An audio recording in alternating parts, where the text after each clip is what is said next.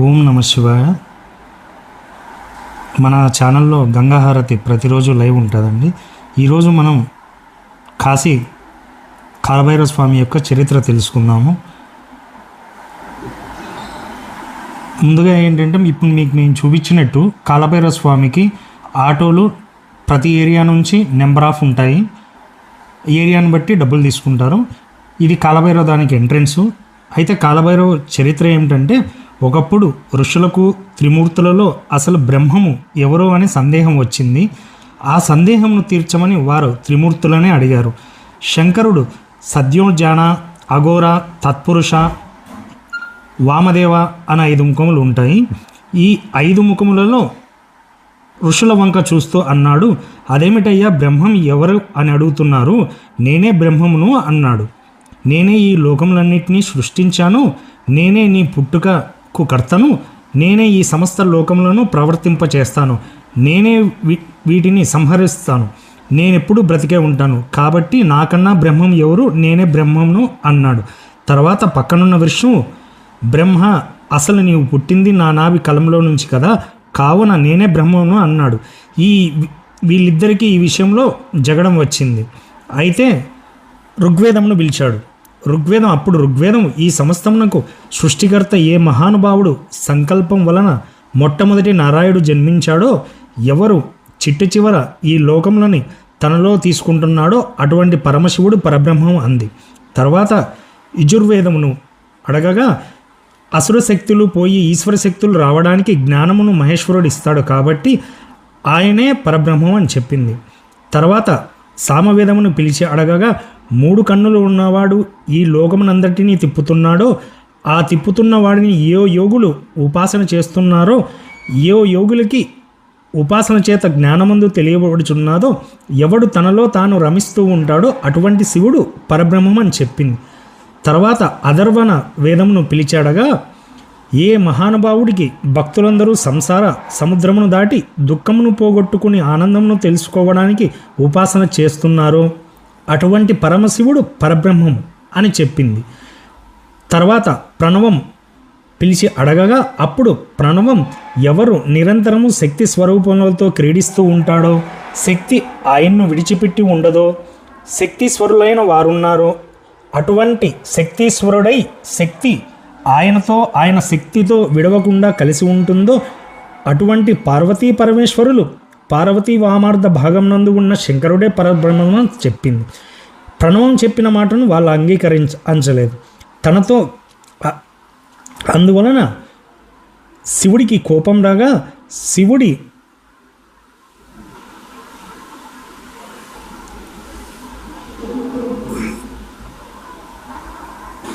శివుడు ఒక పరబ్రహ్మ జ్యోతిగా మారాడు.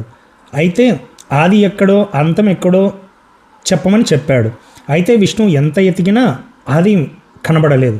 అంతలో బ్రహ్మదేవుడు వచ్చి నేను అంతమును కనుగొన్నాను అనేసి అబద్ధం చెప్తాడు. అయితే కోపం వచ్చిన శివుడు తన 3వ కంటితో ఒక రూపాన్ని సృష్టించాడు. ఆయనే కాలభైరవ స్వామి. కాలభైరవ స్వామి కోపంతో బ్రహ్మ అయిన తన 5వ తలను నరుకుతాడు. అప్పుడు శంకరుడు కాలభైరవుతో, నీవు కాలం వలె ప్రకాశించుతున్నావు. కాలం ఎలా వెళుతూ ఉంటుందో అలా ఉంది నీ నడక. నీ నడకలో బ్రహ్మ తల తెగిపోయింది. కాబట్టి నిన్ను ఇవాల్టి నుంచి కాలభైరవ అని పిలుస్తారు.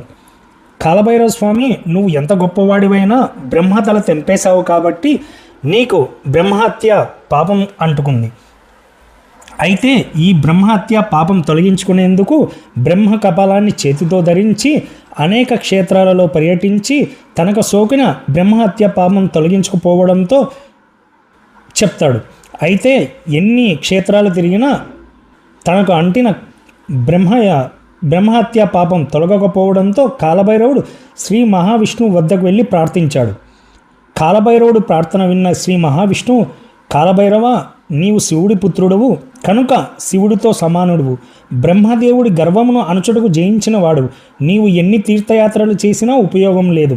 కనుక నీవు కాక్షి క్షేత్రానికి వెళ్ళు.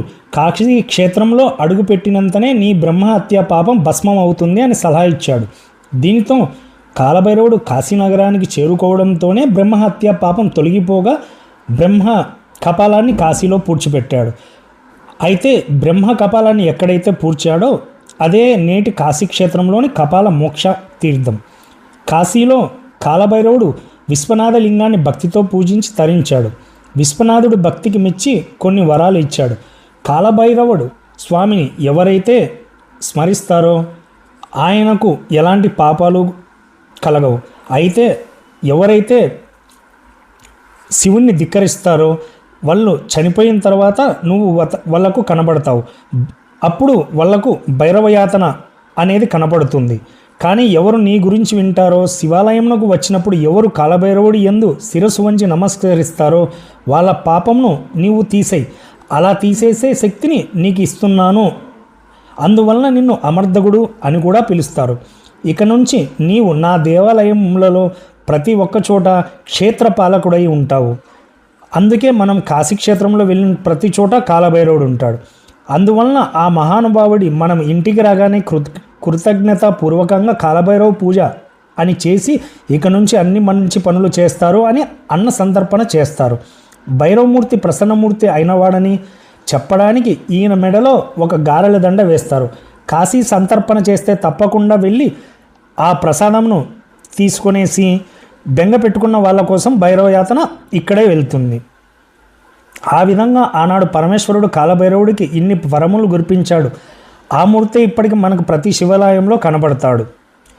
అయితే ఎవరైతే ఈ కాలభైరవ స్వరూపంను గురించి వింటున్నారో, భక్తితో ప్రణమిల్లుతున్నారో, ఒకసారి నమస్కరిస్తున్నారో అటువంటి వారికి శివానుగ్రహం పొందుతారు.